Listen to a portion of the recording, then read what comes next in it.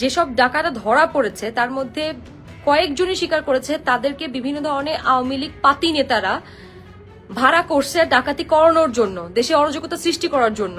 যেসব ডাকাতরা ধরা পড়েছে তার মধ্যে কয়েকজনই স্বীকার করেছে তাদেরকে বিভিন্ন ধরনের আওয়ামী লীগ পাতি নেতারা একটা লাইভে পুরো এলাকার জন্য আমি বললাম যে এখানে ডাকাত পড়েছে, উত্তরার বিভিন্ন জায়গায় ডাকাতি হচ্ছে, ডাকাতরা ধরাও পড়েছে, আর্মিরা এসছে, আমরা সেফ এবং আমরা সবাই নিজ নিজ জায়গা থেকে আমরা সবাই দা বটি যা ছিল সবাই আগেই আর্মি আসার আগে আমরা রুখে দিয়েছি। আমি সবাইকে অ্যালার্ট করার জন্য ভিডিওটা করেছি উত্তরবাসীকে, এবং আমরা যেহেতু আর্মি হটলাইন পাচ্ছিলাম না তাই আর্মিকে কল করার জন্য বাইরের মানুষদেরকে রিকোয়েস্ট করেছি। এবং আমার ভিডিও করার লাইভটা করার কিছুক্ষণ প্রায় জাস্ট 20-25 মিনিটের মাথায় আর্মি চলে এসছে। সো উই আর সেফ নাও। এখানে আপনারা কি কি ধরনের কথা বলছেন সেখানে যে স্বাধীনতা এনজয় করো, স্বাধীনতার ফল এটা এটা সেটা, আপনাদের একটা কথা ইনফরমেশন দেই। যেসব ডাকাতরা ধরা পড়েছে তার মধ্যে কয়েকজনই স্বীকার করেছে তাদেরকে বিভিন্ন ধরনের আওয়ামী লীগ পাতি নেতারা ভাড়া করছে ডাকাতি করানোর জন্য, দেশে অরাজকতা সৃষ্টি করার জন্য।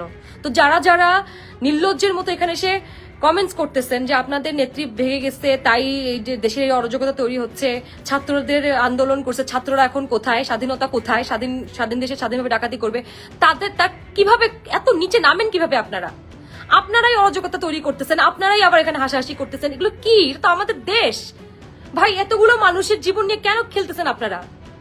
আপনাদের লজ্জা করে না? এরা প্রত্যেকে আমাদের দেশের মানুষ, এগুলো সব আমাদের দেশের সম্পদ। আপনারা এগুলো নষ্ট করতেছেন জাস্ট দল বিভেদ করার জন্য, দলীয় ক্রন্দনের জন্য আপনারা এগুলো করতেছেন।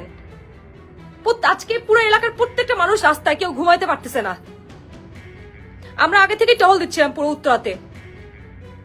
আপনারা যারা হাসাহাসি করতেছেন, স্বাধীনতাকে প্রশ্নবিদ্ধ করতেছেন, তাদেরকে বলি 1971-এর যুদ্ধের পরেও কিন্তু দেশের অবস্থা অনেক খারাপ ছিল। প্রশাসন ঠিক মতো অ্যাক্টিভ হতে, ঠিক সব সিচুয়েশন কন্ট্রোল আনতে সবসময় সময় লাগে, একটু সময় লাগে।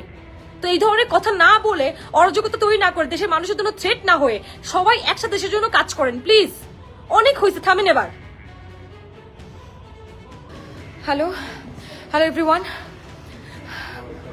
আমি রানওয়ে সিটি থেকে, প্রিয়াঙ্কা রানওয়ে সিটি উত্তরা থেকে লাইভটা করছি। আমাদের এখানে পেছনের গেট থেকে এবং গেটের বাইরে অলরেডি ডাকাত আক্রমণ করেছে। উত্তরার বিভিন্ন জায়গায় অলরেডি ডাকাতি হচ্ছে।